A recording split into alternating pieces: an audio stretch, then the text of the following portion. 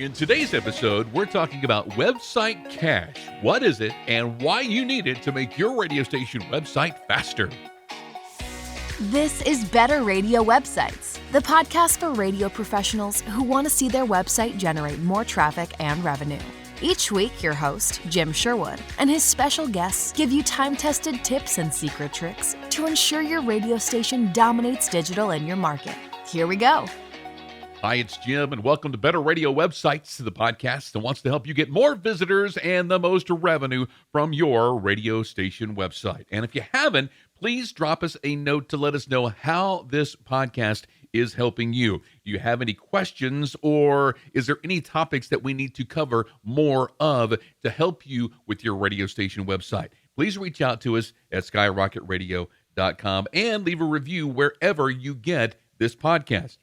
Well, today we're talking about website cache, and cache is a term coined back in 1967 by IBM System Journal's editor Lyle R. Johnson.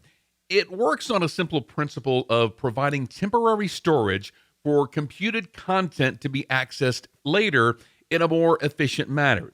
It acts like a memory bank, making it easy to access saved data rather than re-downloading and reprocessing every single time that you visit any website. If I were to ask you what 5 times 4 is, you probably immediately know the answer of 20. You didn't have to work out the math problem or anything like that because you've done that multiplication so many times that you just remember the answer. Well, that's how caching works.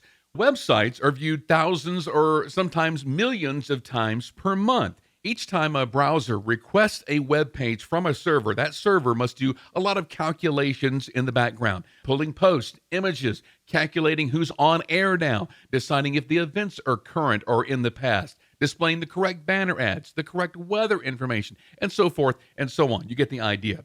Well, in most cases, especially over short periods of time, the result of these calculations are the same. If I go to a website right now, and then you go to the website right now, and then somebody else goes to the website right now, it's going to be the exact same, right? So why do all of those calculations 3 times? That means that the server has to do a lot more work. Now, cache stores all of these calculations and presents them in a much faster web experience. This leads to better SEO scores and increased user satisfaction, not having to wait for the website to load all of this stuff that's going on in the background that we really don't ever see. Well, today we're going to cover some different levels of cache and why they benefit your radio station website. Without getting too technical, there are 2 broad types of website cache. And why I say broad, there's actually some smaller extra caching that goes on along with these 2 broad types. The first one is browser cache, and the second is server cache. Browser caching is done on the user side within the browser, while server caching is, you guessed it, done on the server. So the first one we're talking about is browser cache. Whenever you visit any website, the browser that you're looking at the website on takes pieces of the page and stores them on your device. It doesn't matter what kind of device that you're talking about, whether it's your iPhone or your computer, your laptop, your iPad, or whatever. Some of the assets from the website that your browser will store include images like logos, pictures, background images, HTML, CSS, and JavaScript. And what it does is it stores these items on your machine for specific amounts of time. So it doesn't need to retrieve them every time you visit this particular website. The best way to see browser cache in action is with a small little exercise. Now, if you can, load any website that you can think of. You can go to our main demo page, launchfm.com. And if you haven't been to the website in a while, you may see that it takes a second or 2 to load. Now, in the same window, visit any other website. Go to your station website or open up your email or something like that. And once that page is loaded, click the back button in your browser. Instead of taking a second or 2 to load, the Launch FM website loads instantly. You didn't have to wait a second or 2 for it to load. It's because your browser pulled all of the information on that page directly from your device. It did not hardly even touch the internet per se. That is what browser cache does. Now, let's talk about server cache. Server cache speeds up the website for everyone, not just returning visitors. So when a browser requests a web page, the server takes the time and processes that information, kind of like it does with browser caching, right?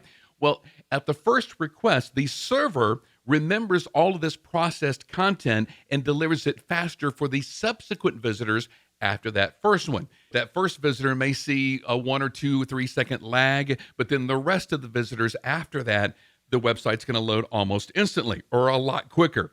And one of the biggest benefits of server caching is reducing the load on the server, because when you have proper server cache in place, millions of visitors could hit your website simultaneously and it won't bog down or time out or just break your server altogether.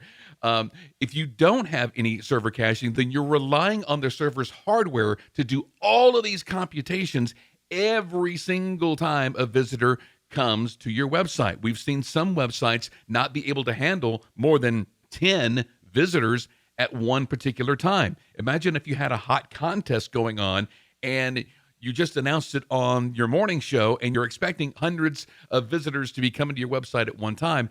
That's not going to happen. The website's going to break unless you have proper caching in place.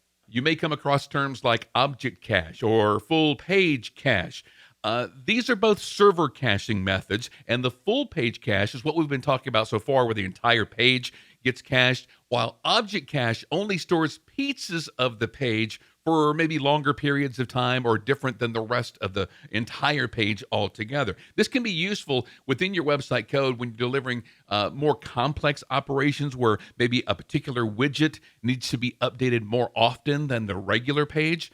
So that's what we're talking about if we ever mention object cache versus full page cache. And while your hosting server cache does most of this work, there's another type of server cache that can help you, and that's if you have a content delivery network or CDN. And we believe every website should utilize a content delivery network because caching is one of the CDN's jobs. It stores your website at multiple geographically distributed locations around the globe to reduce load times.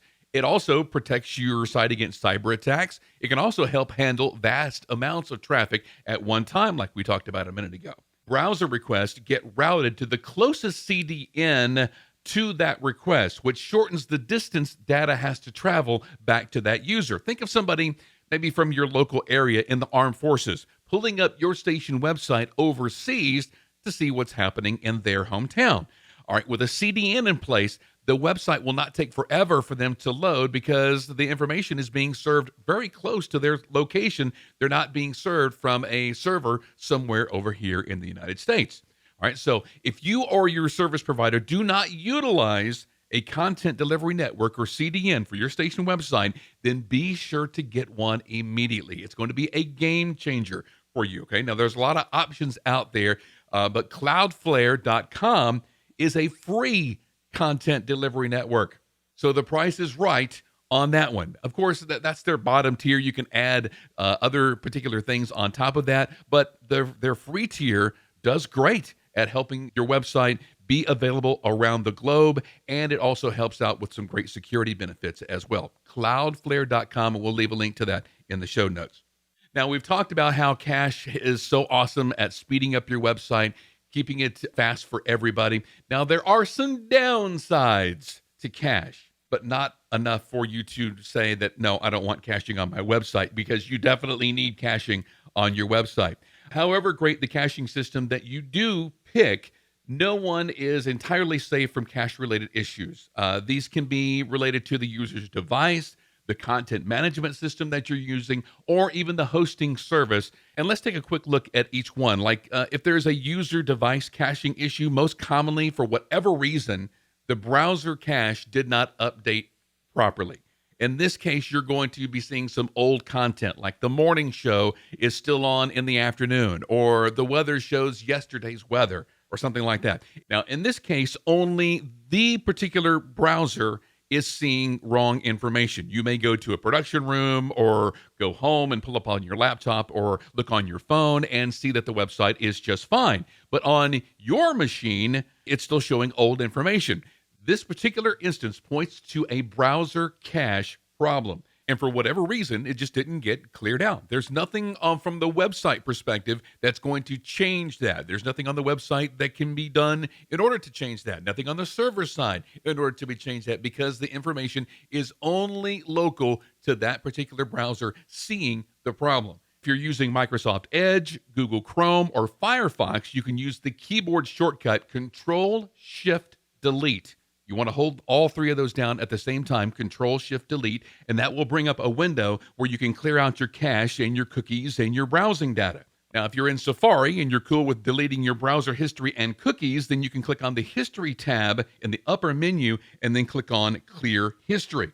If you don't want to do any of those and clear out anything, then you can also trick the browser into loading the page fresh by putting a question mark at the end of the URL and then put some random characters after it. For example, instead of going to launchfm.com, you'd go to launchfm.com question mark and then something random. All right. This is going to force the browser into loading the website as if it's never seen it before. There's a link to this in the show notes to actually show you what this looks like. But that's a great way of tricking your browser into loading a website and bypassing the cache.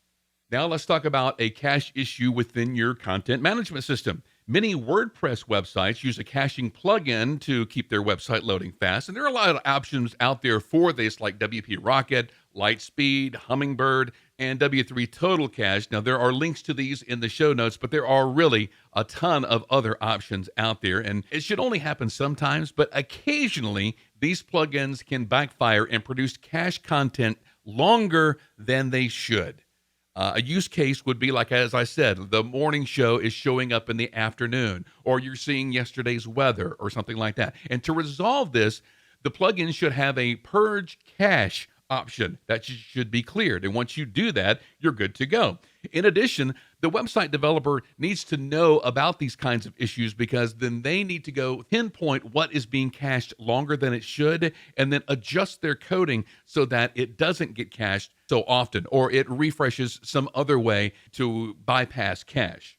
Now let's talk about cache issues from a hosting or server level. This is where you've made changes to the website, but you cannot see them in your browser, even though you've cleared the caching and you've checked multiple other computers and devices, and they're all showing outdated information. This points to server cache issue, because the server keeps displaying cached information, not the updated information that you just made.